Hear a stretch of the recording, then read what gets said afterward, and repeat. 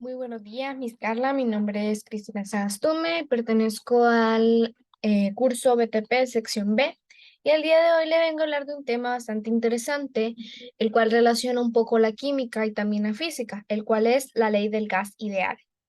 Así que vamos a continuar y primero nosotros pues necesitamos tener una idea, un concepto de lo que es un gas ideal como tal. Como podemos ver aquí, se denomina un gas ideal a un gas hipotético o teórico, que estaría compuesto por partículas que se desplazan aleatoriamente y sin interactuar entre sí.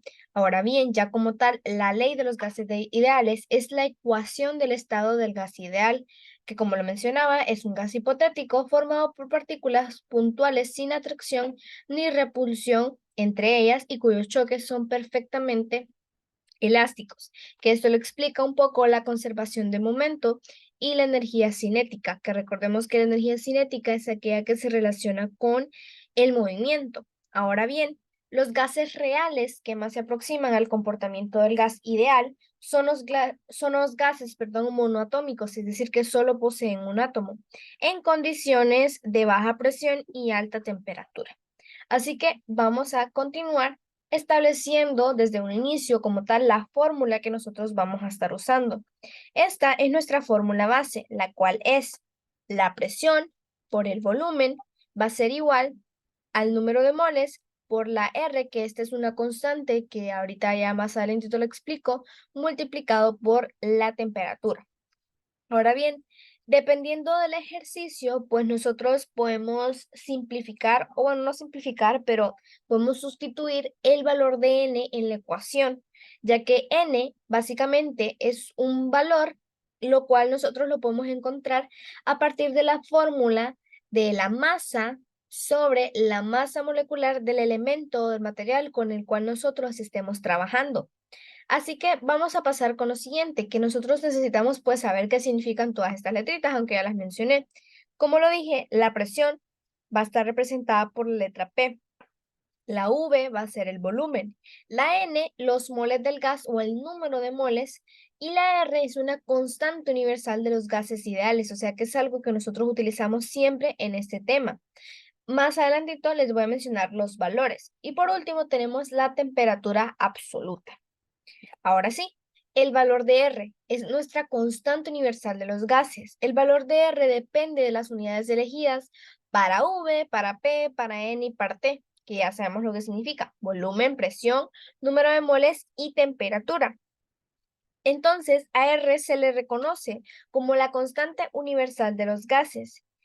Ahora bien, nosotros vamos a tener estos dos valores principalmente, pero nosotros los vamos a usar dependiendo de las unidades que nosotros estemos trabajando. Ahora bien, nosotros las podemos escoger, por ejemplo, si nosotros queremos convertir para que se nos haga más fácil, o inclusive el ejercicio ya las dé como tal en ciertas unidades. Entonces nosotros podemos utilizar el sistema internacional y el sistema británico, el BTU, que nosotros conocemos. Entonces, el valor de R, pues va a depender. Tenemos el primero, que es R igual a 8.314 joules sobre mol por Kelvin. Ahora, en elección de otras unidades, tenemos estos otros dos valores equivalentes. El primero es 0.821 litros por atmósfera sobre mol por Kelvin. Y también tenemos otro valor que es 1.99 calorías sobre mol por Kelvin, que sería en el otro sistema, el sistema británico, el sistema inglés. Ahora, comúnmente la presión se mide en pascales, el volumen en metros cúbicos, pero realmente nosotros el que más utilizamos con frecuencia es la presión en atmósferas y el volumen en litros. Entonces, la que más nosotros vamos a utilizar o el valor que más es utilizado es el segundo, el 0.0821 litros por atmósfera sobre mol por Kelvin. Ahora bien, pasamos a la parte práctica. Tenemos el primer ejercicio, que es el 12.9 en el libro, y dice así: determine el volumen de un mol de cualquier gas ideal en condiciones estándar. ¿Cuáles son estas condiciones estándar? Pues sería en temperatura de 273 Kelvin, porque acordémonos que el Kelvin es la escala de la temperatura absoluta, donde básicamente el cero básicamente es el 273 y la presión de 101.3 kilopascales. Ahora bien, como les mencionaba en las valores de R, en la unidad de presión como tal que se nos menciona es atmósferas. Entonces nos sale conveniente a nosotros convertir este 101.3 kilopascales a atmósferas. Y esto básicamente es una equivalencia. Una atmósfera equivale a 101.3 kilopascales. Por ende, podemos decir que el valor de R de nuestra constante en este ejercicio será de 0.0821 litros por atmósfera sobre mol por Kelvin. Aquí tenemos el ejercicio y como pueden ver nosotros tenemos nuestra fórmula base que es P por V igual a N por R por T y ahora nosotros lo que hacemos es despejar para el volumen porque es lo que nos piden. Entonces el volumen va a ser igual al número de moles por la constante de los gases por la temperatura sobre la presión, que es la que nosotros podemos observar. Permítame aquí en esa segunda parte. V va a ser igual a N por R por T sobre la presión. Entonces ahora lo que nos queda es bastante fácil. Simplemente vamos a sustituir estos valores en esta ecuación que ya tenemos despejada. Entonces nos queda, volumen va a ser igual a 1 mol por 0.0821 litros por atmósferas sobre mol por Kelvin, multiplicado por la temperatura, que es 273 Kelvin, sobre una atmósfera, que era lo que les mencionaba.